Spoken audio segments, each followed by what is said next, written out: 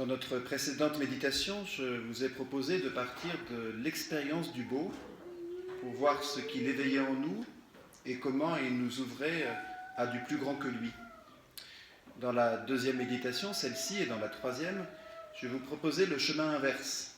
Non plus partir des beautés créées pour nous ouvrir à plus grand qu'elles, mais partir de la beauté incréée qu'est Dieu et voir comment cette beauté incréée rejaillit sur l'ensemble de sa création. Dans la prochaine méditation, on le verra à partir de la nature et de nos propres corps, comment ils sont des reflets de la beauté de Dieu. Et aujourd'hui, on va le voir à partir du pardon. Comment le pardon est reflet de la beauté de Dieu. Il faut reconnaître que souvent le pardon, on l'aborde surtout sous l'angle de l'effort, de la difficulté, de la contrainte. Que ce soit le pardon de Dieu, aller se confesser, on y va rarement en sifflotant. Que ce soit dans un pardon qu'on a à demander à quelqu'un, la démarche est quand même pas si évidente à faire. Que ce soit un pardon qu'on a à accorder, ça nous est coûteux, voire des fois très difficile de parvenir à le faire. Donc c'est rarement sous cet angle de la beauté qu'on l'aborde. Et peut-être justement qu'en l'abordant par la beauté, on peut changer quelque chose de notre rapport au pardon qui vient de Dieu, et par conséquent, je n'en tirerai pas toujours des conséquences, mais je vous laisserai le faire, sur nos pardons relationnels. Les aborder comme une occasion de faire du beau, les aborder comme la plus belle réponse finalement qu'on puisse offrir par rapport à une situation dramatique comme les celles de nos complicités avec le mal, et par rapport à des situations blessées comme peuvent l'être celles de nos relations humaines. Et pour ça, on va partir de Dieu. Quand on regarde Dieu, en quoi sa beauté est une beauté de pardon ?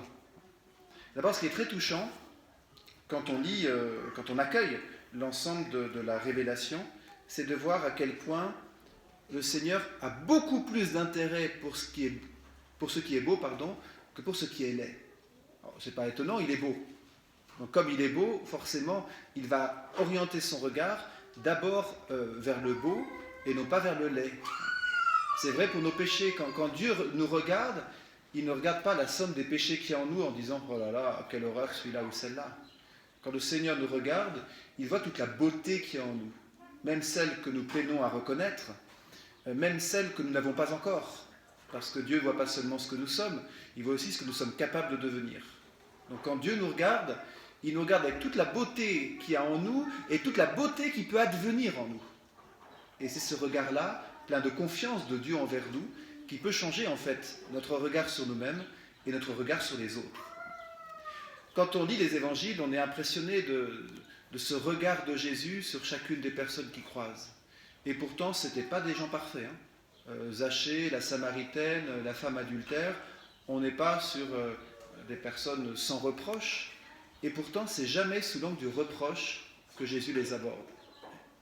C'est typique avec la Samaritaine. Cette femme tellement perdue, elle a eu 5 maris, le 6e n'est même pas son mari. Et Jésus ne va pas lui dire, dis donc, mets-toi en règle, parce que là, ça craint. Qu'est-ce qu'il va faire ? Il va l'éveiller à ses soifs, qu'elle se rende compte qu'elle a soif. Quel beau geste du Christ. En disant, tu as soif, mais finalement, tu vois, dans toute ta vie, tu essayes d'assouvir tes soifs. Et tu as soif d'aimer et d'être aimé, comme tout être humain. Et donc, tu t'es un peu égaré, en fait. Mais il ne lui dit même pas, Il la laisse reconnaître par elle-même que de fait, elle s'est égarée. Et qu'elle a donc besoin d'une eau qui va véritablement l'assouvir. Et voilà Jésus qui pourra révéler, eh bien, il est là devant toi, celui qui peut assouvir toutes tes soifs. Ce n'est pas seulement une belle pédagogie, ça l'est assurément, mais c'est en plus encore révélateur de comment Dieu nous regarde. Quand Dieu regarde Zachée, en Jésus-Christ, il ne lui dit pas, dis donc, tu vas rapidement rendre tout ce que tu as volé. Il lui dit, faut que je vienne habiter chez toi. Ah ouais, je suis digne que tu viennes chez moi. Voilà. Et c'est parce qu'il va accueillir Jésus chez lui que Zachée va de lui-même, sans que Jésus lui demande rien, dire, tout ce que j'ai volé, je le rends, je rends 4 fois plus. Voyez, c'est parce qu'il a rencontré Jésus. Je trouve vraiment important qu'on puisse accueillir, pour nous-mêmes peut-être d'abord, ce regard de Jésus. Un regard de Jésus qui ne nous dit pas « Non mais toi c'est la catastrophe ». Un regard de Jésus qui sait voir en nous ce qu'il y a de beau, et qui peut peut-être nous aider d'abord à voir nous aussi ce qu'il y a de beau en nous.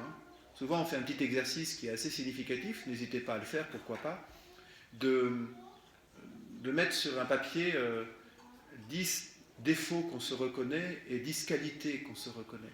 Souvent, la liste des défauts est plus facile à faire que celle des qualités. Ouais. C'est pas si simple d'avoir un beau regard sur soi. Pas toujours si simple d'avoir un beau regard sur les personnes qui sont les plus proches de nous. Pourquoi ? Justement parce qu'elles sont proches. Et cette proximité crée nécessairement une confrontation à toutes leurs failles. J'avoue qu'avant de venir dans un sanctuaire où je vis au quotidien avec des prêtres et des religieuses, c'est une réalité que je connaissais moins que ce que vous expérimentez dans la vie de couple.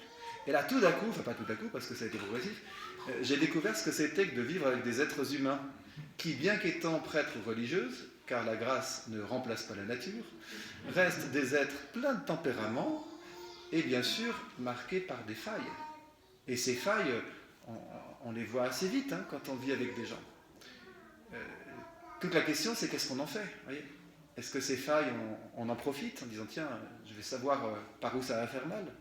Ou est-ce que ces failles, on se dit qu'est-ce que je peux faire pour peut-être pas les soigner, parce que j'en ai pas forcément la capacité, mais en tout cas d'aider la personne à pouvoir vivre avec. Voyez ? Autrement dit, faire le choix de la beauté. Peut-être qu'un séjour dans un sanctuaire, c'est d'abord l'occasion de laisser Dieu nous révéler la beauté que nous sommes pour lui. Lui donner le droit de nous dire « tu es beau, tu es belle », voyez, sans tout de suite mettre des « oui mais Seigneur, tu sais ce que j'ai fait dans ma vie, oui mais Seigneur, tu sais, tu connais tous mes travers, oui mais Seigneur, tu sais tous les péchés dans lesquels je retombe ». J'ose dire que le Seigneur dit à ce moment-là « mais je m'en fous, moi je t'aime ». Voyez. Et c'est ce « je t'aime » qui l'emporte tellement sur tous nos égarements. Donc concrètement, est-ce que vous savez laisser Jésus vous dire « je t'aime » ? Est-ce que vous l'acceptez sans mettre tout de suite des « oui mais ». Et parce que Dieu nous aime, il est touché par le mal qui nous arrive. On peut dire dans deux directions, le mal que nous subissons et le mal que nous commettons. Dieu est touché d'abord par le mal que nous subissons, c'est la grande révélation qu'on trouve dans l'Ancien Testament par rapport à la situation terrible que vit le peuple en Égypte. Exode chapitre 3 verset 7, texte numéro 3 sur vos feuilles. « J'ai vu la misère de mon peuple, dit le Seigneur. J'ai vu la misère de mon peuple qui est en Égypte. J'ai entendu son cri devant ses oppresseurs. Oui, je connais ses angoisses. » Le Seigneur qui nous fait comprendre que toutes les misères qui nous traversent, à la limite, ce n'est pas la peine de s'agiter pour dire « Hey Seigneur, t'as vu la misère dans laquelle je suis ?» Le Seigneur dit « Eh oh, j'ai vu, j'ai entendu, je connais. » Ça va ? J'ai vu, j'ai entendu, je connais. Donc à partir de là, ne t'agite pas à essayer de me séduire pour que je m'intéresse à toi, je m'intéresse à toi. Et toute sa situation de misère, elle me touche. Elle me touche au point que quoi ? Comment ça continue ? Je suis descendu pour le délivrer de la main des Égyptiens. Alors bien sûr que ce terme de descente, nous l'entendons en tant que chrétiens comme une annonce de l'incarnation. Quand est-ce que véritablement Dieu est descendu ? Bien sûr, c'est auprès du peuple, en envoyant Moïse, en guidant le peuple à travers le désert. Mais la véritable descente divine, c'est quand la deuxième personne de la Très Sainte Trinité a pris chair. Il est descendu dans notre humanité pour la vivre jusqu'au plus profond. Et donc, nous reconnaissons que dans l'incarnation, quand Jésus vient pour nous sauver, c'est pour rejoindre toutes nos misères. Et peut-être qu'il y a aussi à accepter que le Seigneur rejoigne nos misères et qu'il nous dise « Hey, j'ai vu, j'ai entendu, je connais. » D'accord ? Voilà où j'en suis par rapport à toi. Ça, c'est la misère dont on est victime, toutes les souffrances, les drames, les difficultés de nos vies. Et puis il y a cette autre misère qu'on pourrait qualifier de misère mystérieuse, de nos complicités avec le mal. Pourquoi ? Pourquoi est-ce qu'on est complice avec le mal ? Pourquoi est-ce qu'on rentre à chaque fois dans cette absurdité de croire que cette fois-ci, dans telle circonstance, le mal ne sera pas si mal que ça. Ben, si le mal, c'est du mal, quoi. Et on ne peut pas le transformer en autre chose que le mal. Seul le Christ, par l'offrande de sa croix, justement, sera capable de le porter et donc de le transfigurer, de le faire traverser par la puissance de bien. Voyez. Mais donc, cette laideur dont nous pouvons être complices, là, on peut compter sur Dieu pour ne pas nous y laisser. Et j'ose dire, même si ça fait un peu mal. Enfin, je pense que comme parents, si vous avez un enfant qui s'approche d'un four brûlant, vous n'allez pas dire « ouais, je te laisse faire ». Vous allez hausser la voix, vous allez intervenir pour qu'il ne se brûle pas. Et le Seigneur intervient ainsi en notre faveur.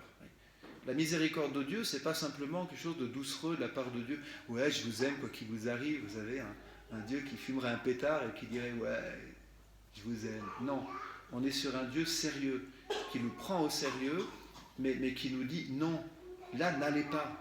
Parce que là, c'est votre perte. Voyez. Et il nous faut accueillir aussi cette miséricorde qui est exprimée par la force du bras de Dieu. Voyez. Ce bras de Dieu qui nous fait dire « ne va pas là, tu vas y faire ton mal, tu vas y faire le mal des autres ». Donc, comptez sur le Seigneur pour intervenir même vivement afin de nous faire quitter toutes les laideurs avec lesquelles nous pouvons être complices. Je le dis parce que des fois, quand le Seigneur intervient ainsi, on peut s'en plaindre auprès de lui. Alors qu'en fait, il est en train de nous raboter, il est en train de nous purifier pour que notre vie porte davantage de fruits. Jean chapitre 15, c'est la parabole de la vigne et des sarments. Pour que la vigne porte du fruit, il faut que le Père l'émonde. Sinon, la vigne perd son énergie dans un feuillage certes très abondant, mais dans des fruits sans plus aucune saveur. Ce que Dieu veut pour nous, ce n'est pas du feuillage abondant, ce n'est pas de l'esbrouffe, c'est la qualité des fruits. Et donc pour ça, il vient tailler, il vient émonder. On n'aime pas forcément se faire tailler, mais c'est pour notre croissance, voyez. Alors attention, il s'agit de bien entendre ce que je vous dis. Tous les drames qui nous tombent dessus, ce n'est pas Dieu qui nous les envoie pour nous tailler. Il faut justement distinguer ce qui est de l'ordre du drame, du mal, dont Dieu n'est absolument pas complice, des épreuves de croissance par lesquelles on va porter davantage de fruits. Là, il y a un discernement subtil à pouvoir faire. Dieu qui nous rejoint dans notre laideur, c'est toujours pour nous en extirper. Et en extirper par un moyen, il a un moyen génial, Dieu, pour nous sortir de la laideur, c'est sa puissance de vie. C'est sa puissance de vie. Certains d'entre vous le savent déjà parce qu'il y a eu beaucoup d'enseignements autour de l'année de la miséricorde en 2016, ou peut-être en lien avec le lot, vous avez entendu quelques méditations sur ce thème. C'est vraiment important d'accueillir la révélation de la miséricorde de Dieu à partir des termes qui sont employés dans la Bible.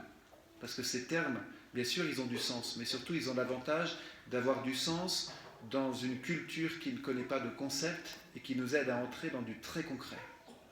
La culture hébraïque, ignorant les concepts abstraits, utilise des mots très concrets pour nous dire des réalités très profondes.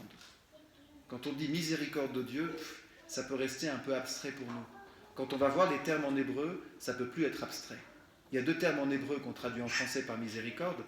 Le premier, rahamim, ça veut dire, im c'est un pluriel en hébreu, et raham c'est l'utérus. Donc quand on dit Dieu est miséricordieux, on dit Dieu est une pluralité d'utérus. Bon, on aurait du mal à le chanter dans la liturgie, voyez, mais n'empêche, c'est profondément signifiant. Voyez. Quand on dit, qu'est-ce qui ressemble le plus à la manière dont Dieu se comporte avec nous? C'est un utérus de femme. Ah ouais? Ben oui, parce que c'est le lieu où naît la vie, où la vie grandit, où la vie est protégée, où la vie est nourrie indépendamment des mérites de l'enfant, et tout ça dans la perspective d'un enfantement. Ben finalement, qu'est-ce que c'est notre existence? Enfin, la manière dont Dieu se comporte à notre égard dans notre existence sur Terre, c'est cette façon qu'il a de nous amener à la vie, de nous nourrir indépendamment de nos mérites, de nous protéger et de nous faire grandir jusqu'à l'enfantement que sera la vie éternelle. Voyez.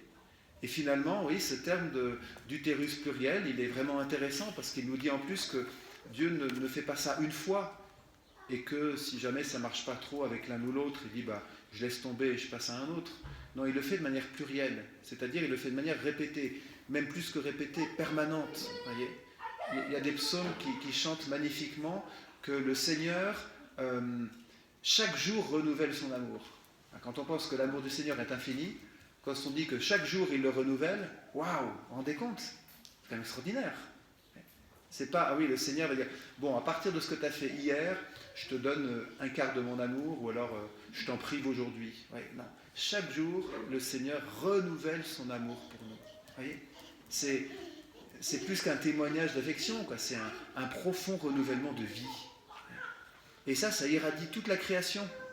On pourrait dire qu'il y a 3 grands mouvements dans l'Ancien Testament où le Seigneur nous montre qu'il est sans cesse donneur de vie. D'abord, c'est à l'égard de tout le créé. Texte numéro 5, très belle confession du livre de la sagesse.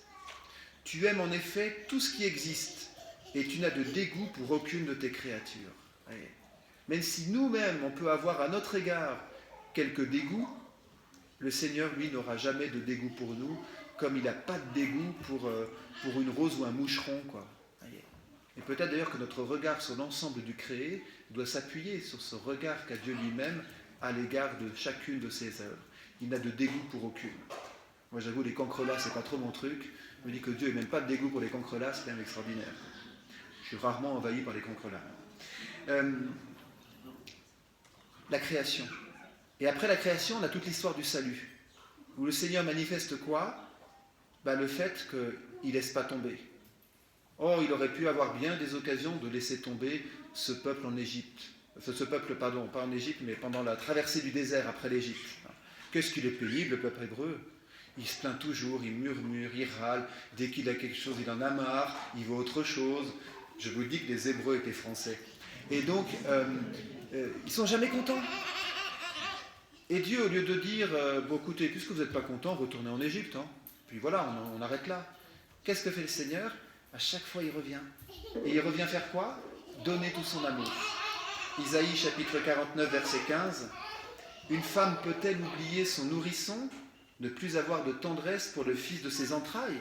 Quelle interrogation, hein ? Réponse de Dieu lui-même, même si elle l'oubliait, moi je ne t'oublierai pas. Donc référence au cœur d'une mère, et même si un cœur de mère se trouvait dévoyé, moi Dieu, je continuerai à me comporter comme je me comporte, c'est-à-dire comme une mère tendre à l'égard de ses enfants. Important d'accueillir cette dimension maternelle de Dieu. Hein. Des fois on fait trop de Dieu un homme. Dieu il n'est pas homme, hein, il est Dieu. Donc il dépasse infiniment les catégories de la masculinité et de la féminité. C'est plutôt dans l'autre sens. C'est nous qui, par notre masculinité ou notre féminité, reflétons des choses diverses de ce que Dieu est dans son infinité. Il ne faut pas mettre les choses à l'envers. Voyez.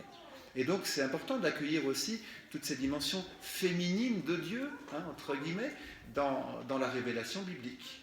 Troisième exemple, texte numéro 7, par l'intermédiaire du prophète Osée.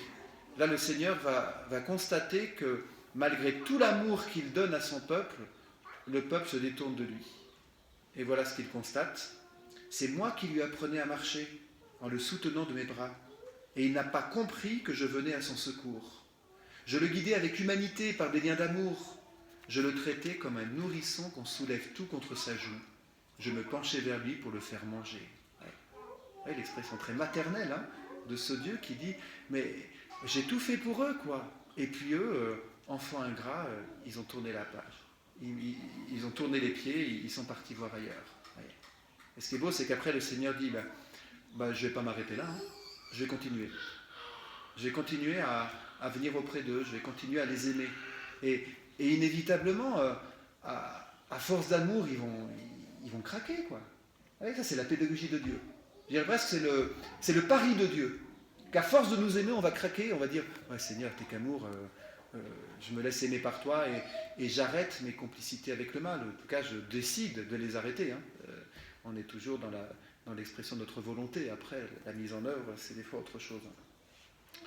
Oui, donc à travers ce terme hébreu de miséricorde, ra'amim, les entrailles maternelles, hein, plus exactement les utérus maternels, on est vraiment dans l'accueil de cet amour inconditionnel de Dieu et de cet amour qui ne se démentira pas. C'est ce que dit d'ailleurs l'autre terme hébreu, qu'on traduit aussi en français par miséricorde. Certaines de vos Bibles traduiront plutôt par fidélité. Parce que ce qu'on veut dire à travers ce terme, Hesed, H-E-S-E-D, on veut dire Dieu est fidèle, au sens où il est totalement fidèle à son être. Logiquement, Dieu ne peut être que Dieu, si vous voulez. Hein. Dieu ne pourrait pas dire, tiens, j'arrête d'être Dieu. Non, Dieu pourrait même pas dire « j'arrête d'aimer ». Pourquoi? Parce que l'être de Dieu, c'est d'aimer. Donc on pourrait faire la pire des choses dans la vie, jamais on pourrait faire en sorte que Dieu nous dise « j'arrête de t'aimer », parce que Dieu est en totale correspondance avec ce qu'il est. Il ne peut donc que nous aimer. Attention, restrictif quand on parle du Dieu infini, mais ça exprime juste le fait qu'il habite pleinement son être. Voyez, donc jamais Dieu ne pourra être autre chose que ce qu'il est. Il me semble que c'est ça qu'il dit à Moïse. Je suis celui qui suis, dans la révélation du buisson ardent, Exode chapitre 4. Ce n'est pas vraiment une définition, je suis celui qui suis. Mais ça veut quand même bien dire, je suis celui qui habite pleinement l'être. Et justement, nous, on se rend compte qu'on n'habite pas toujours pleinement notre être. Des fois, on n'est pas pleinement dans notre humanité. Et finalement, tous les consentements à la laideur, c'est quand on ne va pas à l'écoute de notre être qui est fait pour le beau. Voyez. Et voilà que cette fidélité de Dieu à lui-même, comment il va l'exprimer? Par le fait que Dieu n'est pas changeant. C'est un poème de Shakespeare qui dit « Ce n'est pas de l'amour que l'amour qui change quand il voit un changement. » Et qui répond à un pas en arrière par un pas en arrière. Oui, ce n'est pas de l'amour que l'amour qui change quand il voit un changement. L'amour de Dieu n'est pas changeant parce qu'il est plénitude d'amour. Donc même devant nos freins, devant nos refus d'aimer, l'amour de Dieu n'est pas démenti. Ce que saint Paul va exprimer en disant « Si nous sommes infidèles, Dieu restera fidèle parce qu'il ne peut pas se rejeter lui-même. » Vous ne pouvez pas demander à Dieu d'aller à l'encontre de ce qu'il est, ce n'est pas possible. Voyez. Donc même si on est infidèle, lui ne sera pas infidèle. Et saint Paul continue, si nous le rejetons, lui nous rejettera. Pourquoi? Parce qu'il respecte notre liberté. Voyez. L'amour qui est respect de liberté, sinon on ne peut pas appeler ça de l'amour. On ne peut pas contraindre à aimer. Donc forcément, parce que Dieu est amour, si on le rejette, il doit consentir à nous rejeter. Pas de son choix. La deuxième lettre de saint Pierre dira, Dieu n'accepte d'en laisser aucun se perdre. Ça, c'est le projet de Dieu, en laisser aucun se perdre. Mais du côté de l'être humain, s'il y a refus, Dieu est obligé de s'incliner devant cette liberté. C'est quand même mystérieux, la liberté de l'être humain. On pourrait dire, mais quelle folie a pris Dieu de nous laisser libres. Et en même temps, qu'est-ce qu'on vivrait authentiquement dans notre vie humaine et dans nos relations d'amour s'il n'y avait pas cette liberté. Voilà donc ce premier regard que je voulais vous proposer.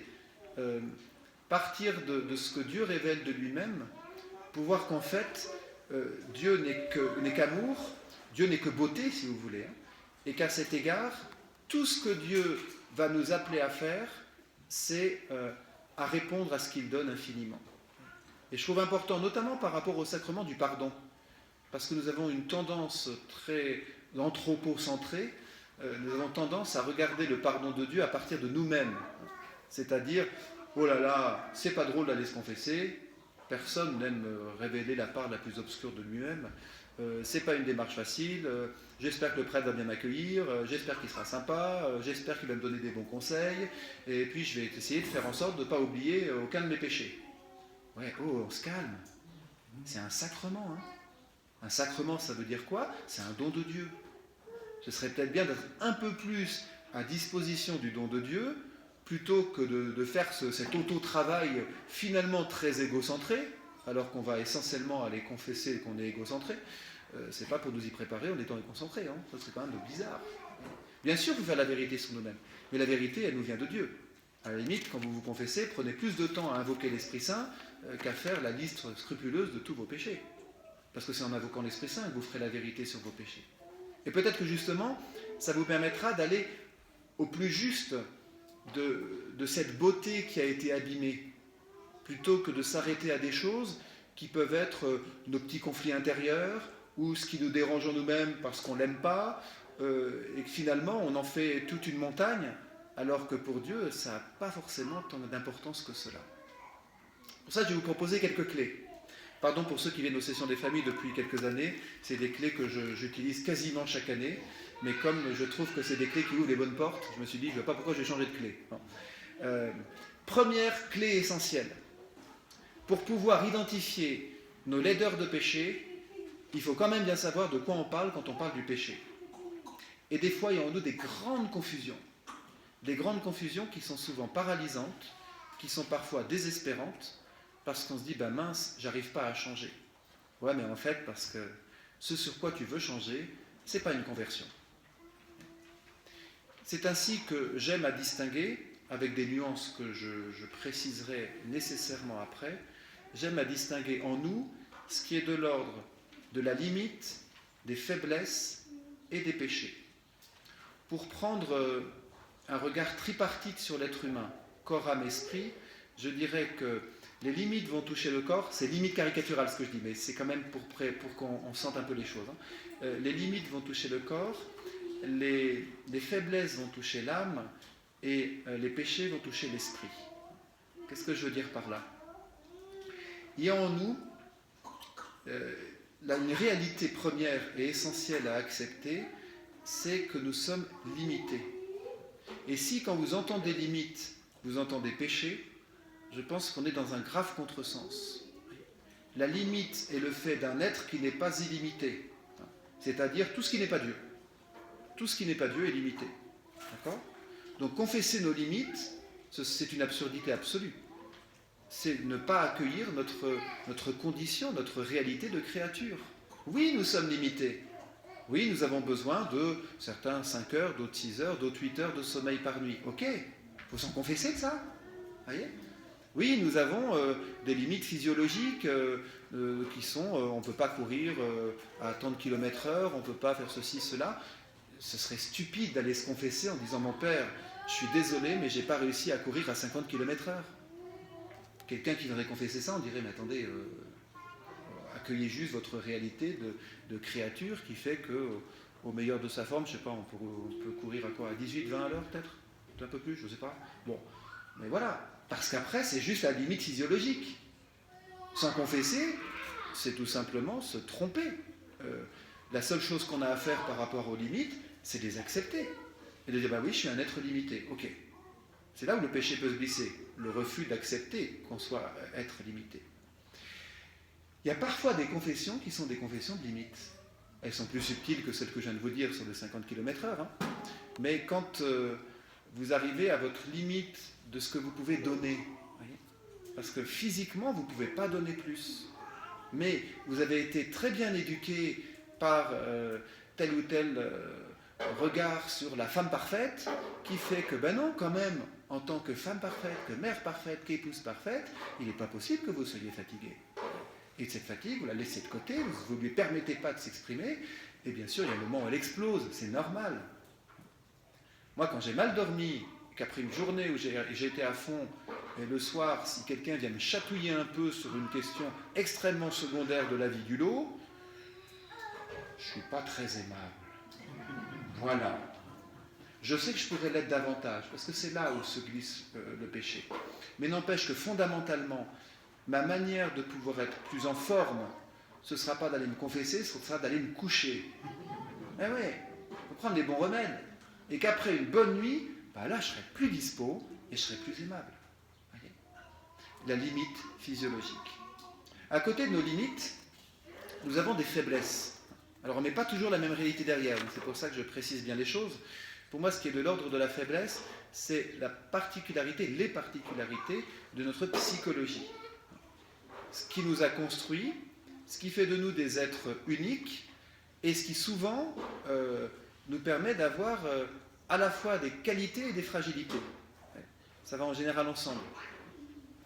Moi, il se trouve que dans mon enfance, j'ai pas mal été... Non, je ne peux pas dire que j'ai été éduqué. J'ai pris mon éducation, parce que ce n'est pas la responsabilité de mes parents. C'est la façon dont ma sensibilité m'a fait l'accueillir.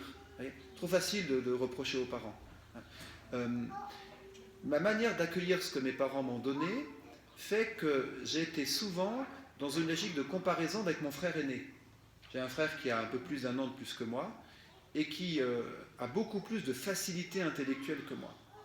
À l'école, je dirais jusqu'en seconde, il était premier de la classe sans faire aucun effort. Moi, je bossais comme un fou et j'étais 2e de la classe. Dur, quoi. Voyez. Et donc, j'ai entretenu une forme de comparaison avec mon frère.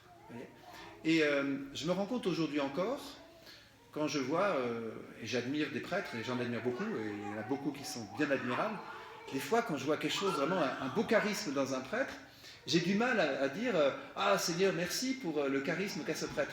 Je vais facilement aller dire ah je ne l'ai pas ce charisme-là. Voyez, comparaison. Voyez. Et je me rends compte que cette comparaison, elle tient à mon éducation. Voyez.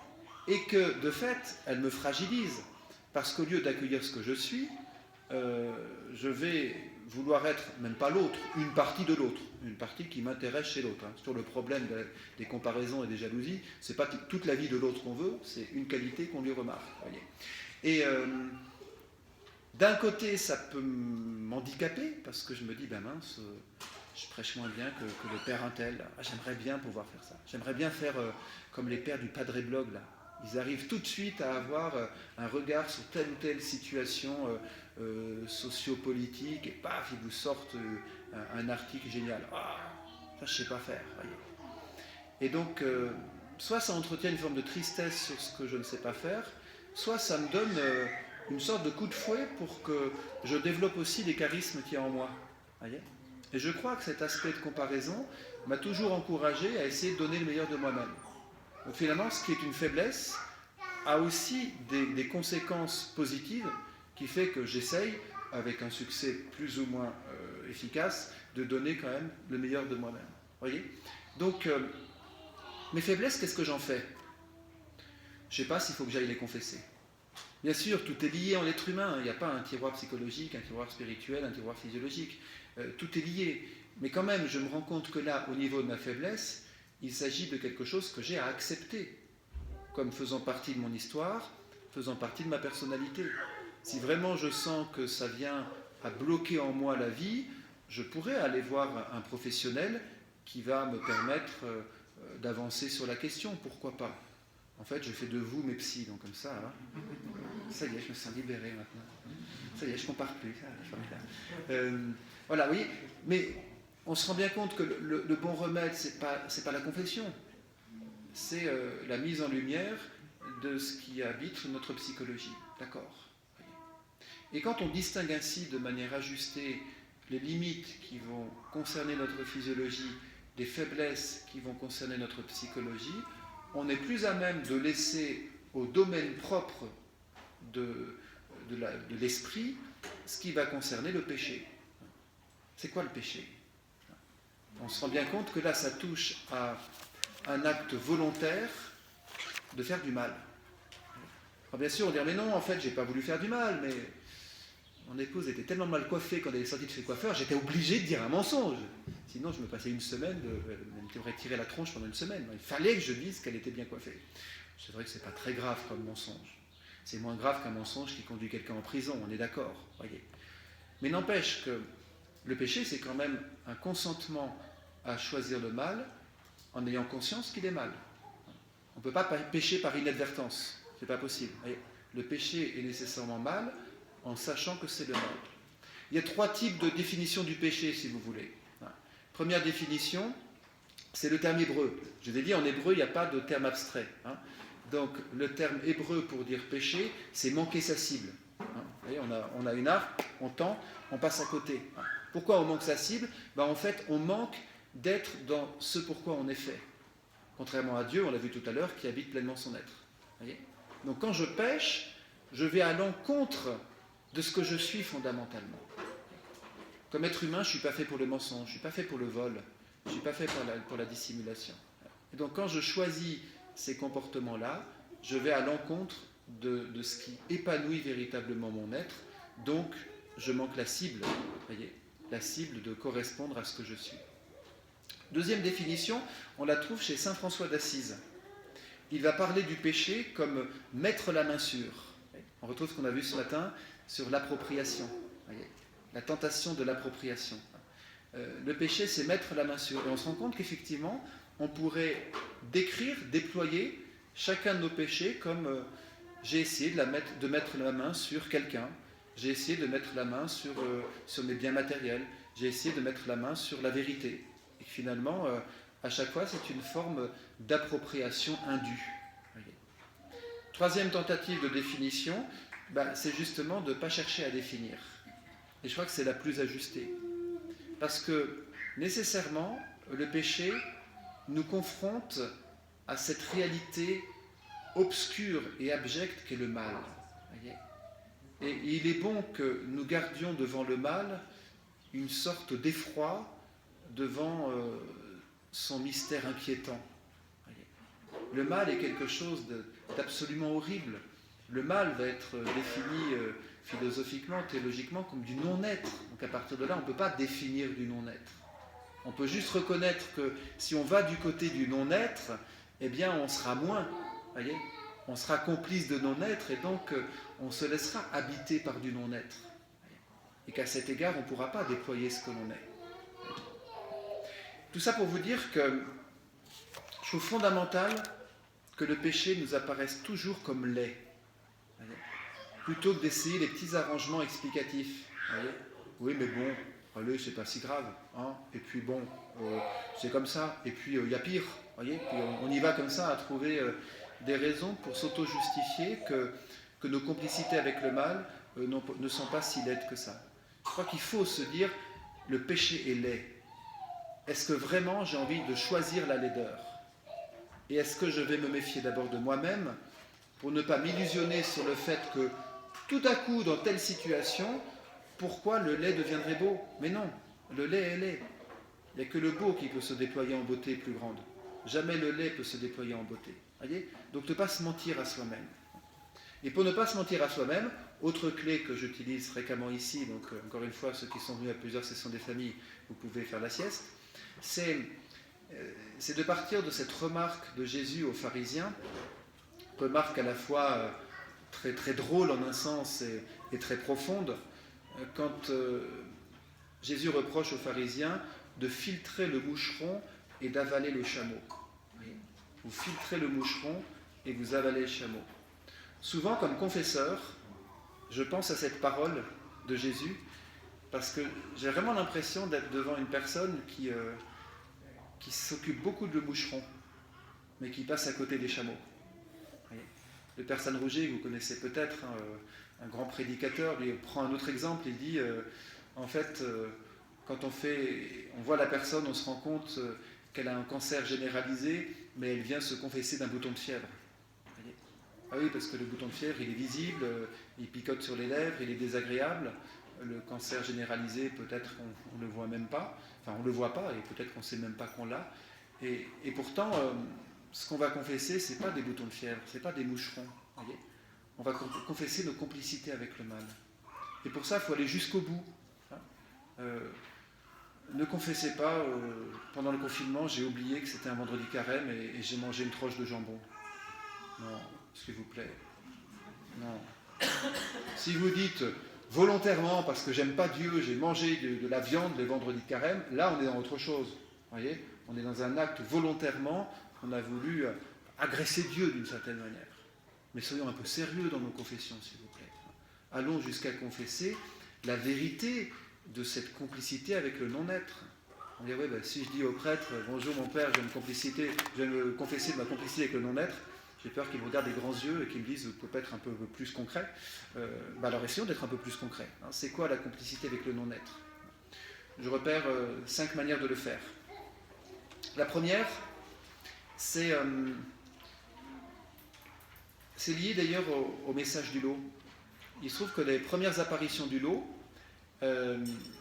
ont eu lieu en même temps que Molière proposait à la cour du roi Louis XIV la pièce de théâtre Le Tartuffe. Tartuffe, hypocrite, dénonciation des faux dévots. Ceux qui font croire qu'ils sont très croyants, mais en fait, c'est que de l'apparence. Et il se trouve que la Vierge Marie va prendre le terme, et elle va en venir au lot à inviter Benoît à dénoncer les tartufferies, les hypocrites.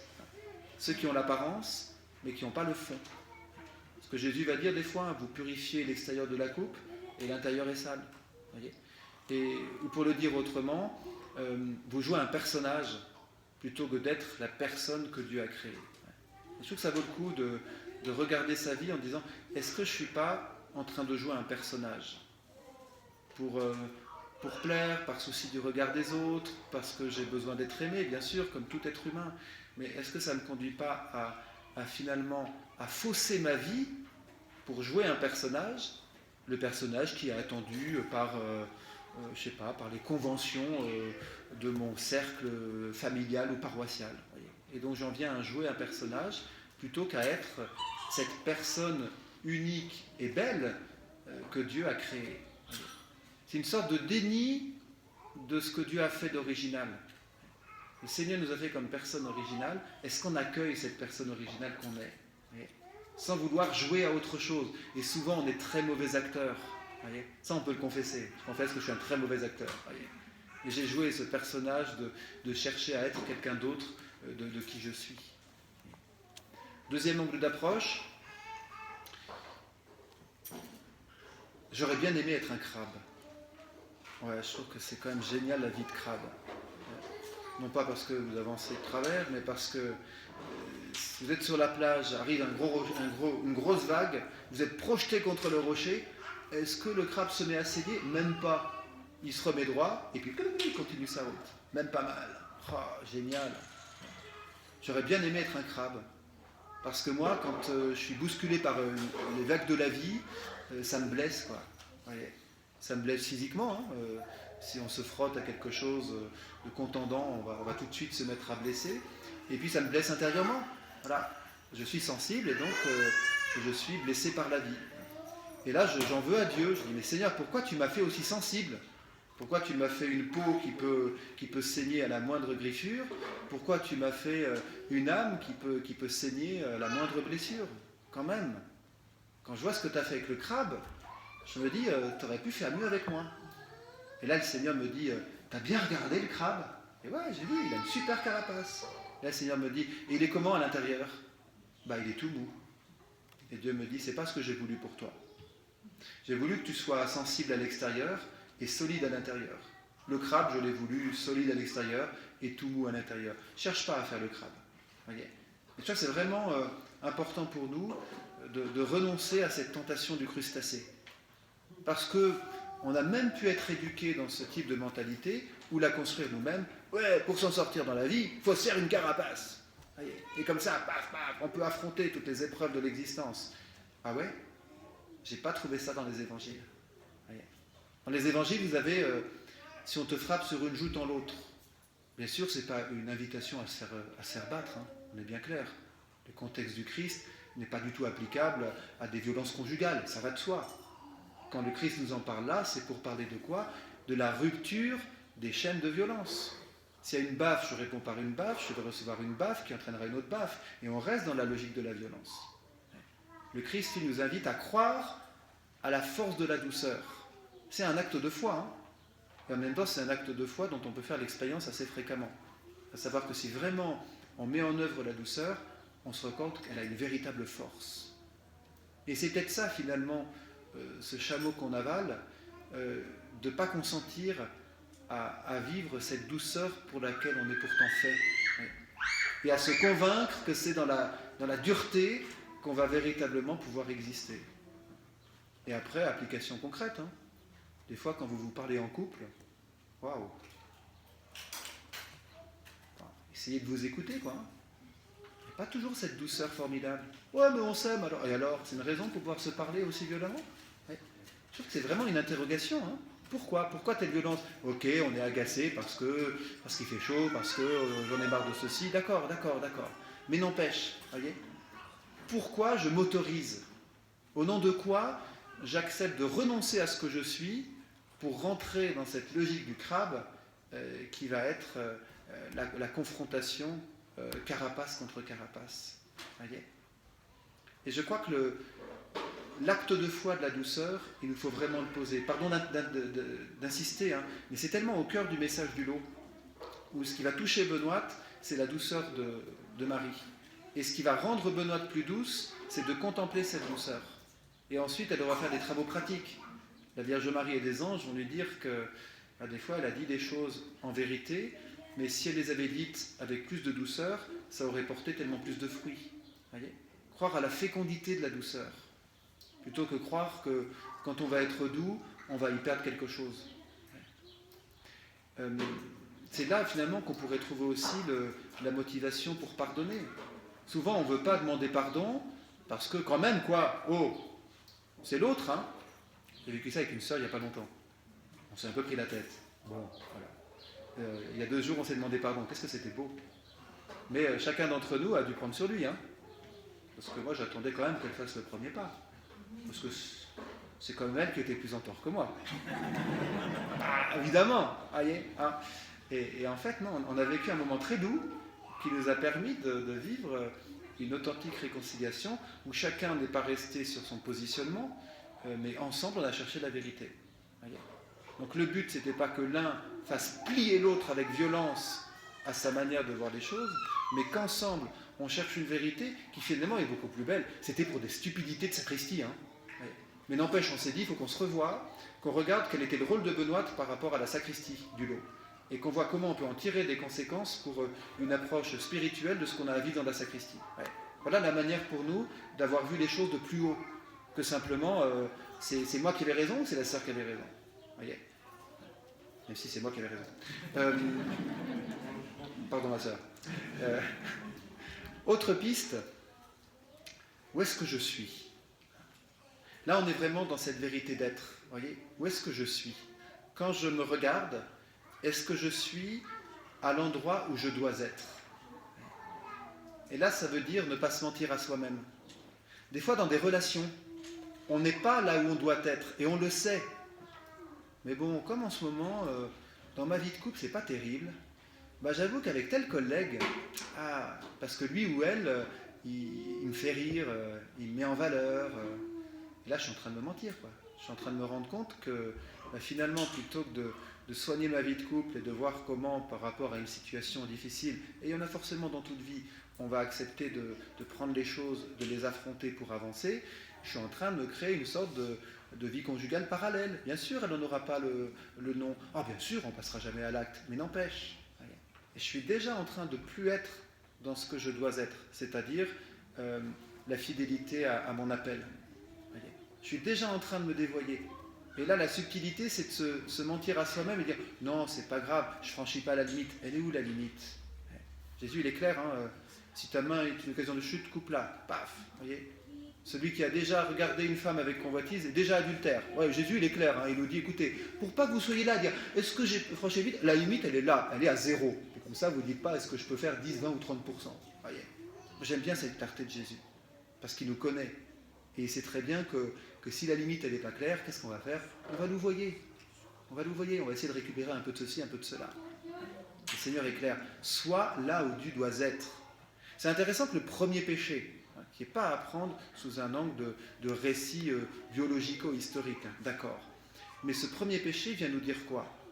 Dieu a placé Adam et Ève dans le paradis. Quand Dieu revient, pour ainsi dire, que Adam et Ève ont péché, ils ne sont plus là où Dieu les avait placés. Et qu'est-ce que fait Dieu ? Il les cherche. Et il demande à Adam, où es-tu ? Tu n'es plus à l'endroit où tu devais être. Voilà.